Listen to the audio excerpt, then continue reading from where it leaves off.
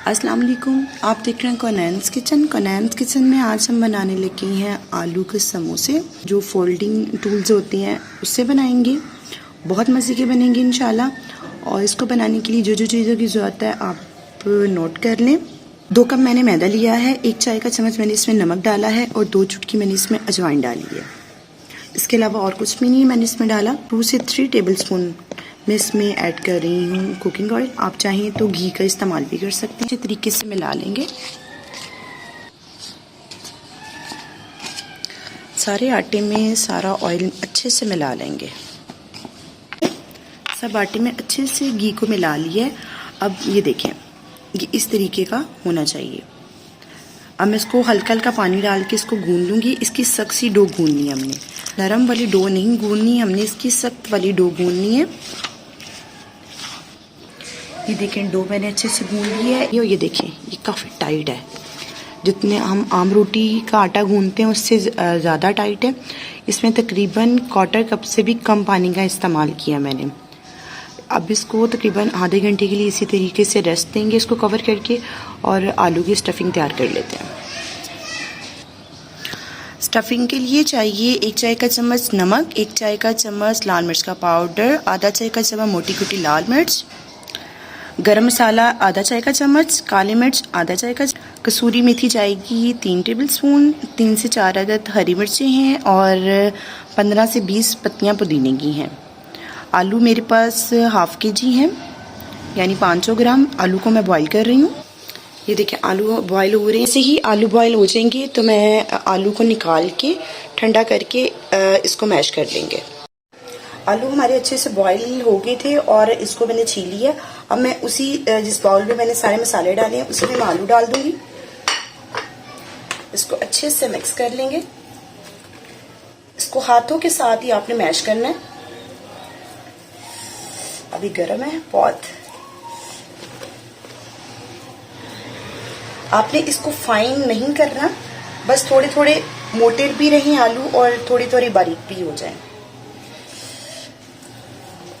इसी तरीके से सब कर लेने। ये देखिए, सबको अच्छे से मिक्स कर लेंगे। अगर आपको थोड़ी स्पाइसी पसंद है तो आप इसमें जो है मिर्च की मिकदार को बढ़ा लीजिएगा। ये देखें, ये बहुत अच्छे से हो गए हैं। ये देखें, इसी तरीके के हमें चाहिए थे। इसमें मैंने हरी मिर्चें भी काट के डाली थी। मैदा ले लिया मैंने, इसको एक दफा फाइन कर लेते हैं। कर लिए। अब मैं इसको 2 हिस्सों में कर लूंगी। एक हिस्से की मैं इसकी अच्छे से एक रोटी बना लूंगी। थोड़ा सा नीचे मैदा डस्ट करेंगे, थोड़ा सा बिल्कुल इसके ऊपर रखेंगे और एक रोटी बना लूंगी। आपने एक पतली सी रोटी बनानी है। आपको बहुत आसान तरीका बताऊंगी, इससे आपको छोटी छोटी जो लोइयां बनानी पड़ती हैं, छोटे छोटे पेड़े बनाने पड़ते हैं, छोटी छोटी रोटियां बेलनी पड़ती हैं, उसमें टाइम बहुत वेस्ट होता है। अगर आप इस तरीके से बनाएंगे मेरे तरीके से तो आपको बार बार जो है वो नहीं करना पड़ेगा। अब रोटी नहीं बेलनी पड़ेगी। ये देखिए, इसको अच्छे से हमने एक रोटी की शक्ल में बेल लेना है। थिकनेस पतली रखेंगे क्योंकि मैदा है। मैदा अगर स्ट्रेचेबल होता है तो दोबारा से इकट्ठा हो जाता है थोड़ा। और मेरे पास जो मोल्ड है वो ये है। मेरे पास 3 स्टाइल के मोल्ड हैं। एक ये बड़ा है, एक इससे छोटा है और एक इससे छोटा है। मैंने बड़ा साइज लिया। अब क्या करेंगे, मैं इसी को ऊपर रख के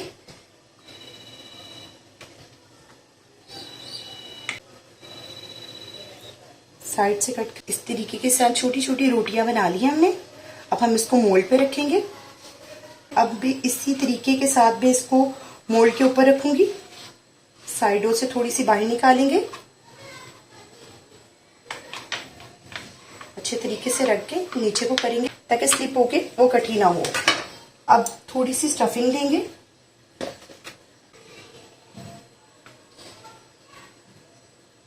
देखिए, इस तरीके के साथ स्टफिंग रखेंगे मोल्ड को, या आप इसको इस तरीके से उठा के भी इसको फोल्ड कर सकते हैं। नहीं तो आप इसको मोल्ड को इस तरीके से टर्न करें। ये देखें माशाल्लाह से कितना अच्छा फोल्ड हो गया। इसी तरीके से मैं सब बना लूंगी। एक आपको मैं वैसे भी बना के दिखा देती हूँ, जिनके पास मोल्ड नहीं है वो विदाउट मोल्ड कैसे बना सकते हैं। थोड़ी सी स्टफिंग लेंगे, वही मैंने इसको फोल्ड करेंगे इस तरीके से, फोक लेंगे। ये देखें पहले एक हमने बेली थी रोटी वो लेनी है, उसके अंदर स्टफिंग डालनी है, स्टफिंग डाल के उसको फोल्ड कर देना है और कांटे की मदद से उसको इस तरीके से प्रेस कर देना है ताकि ये बड़ा प्यारा सा मून स्टाइल डिजाइन बन जाए हमारा। ये देखिए इस तरीके के साथ, ये देखिए कितना अच्छा बन गया। एक मैं आपको और करके दिखा देती हूँ। स्टफिंग रखेंगे, ऊपर से फोल्ड करेंगे उसको इस तरीके के साथ और फोक की मदद से उसको प्रेस कर देंगे। बहुत आसान, बहुत जल्दी बन जाएगा। आप इसको बना के रख भी सकते हैं, इसको फ्रीज भी कर सकते हैं।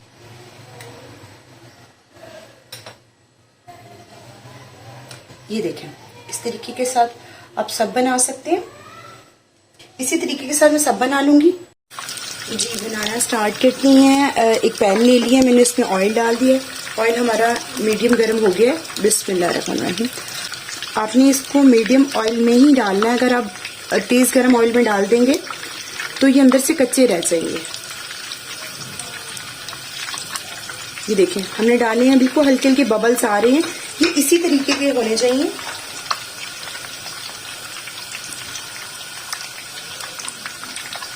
फ्लेम मेरा मीडियम टू लो है।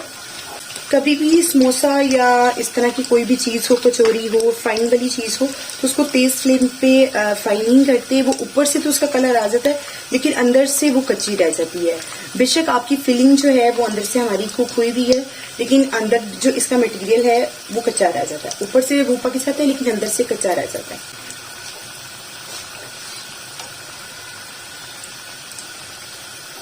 एक साइड से हो चुके हैं, इसकी साइड चेंज कर दी है मैंने। बिस्मिल्लाह। दूसरी साइड से भी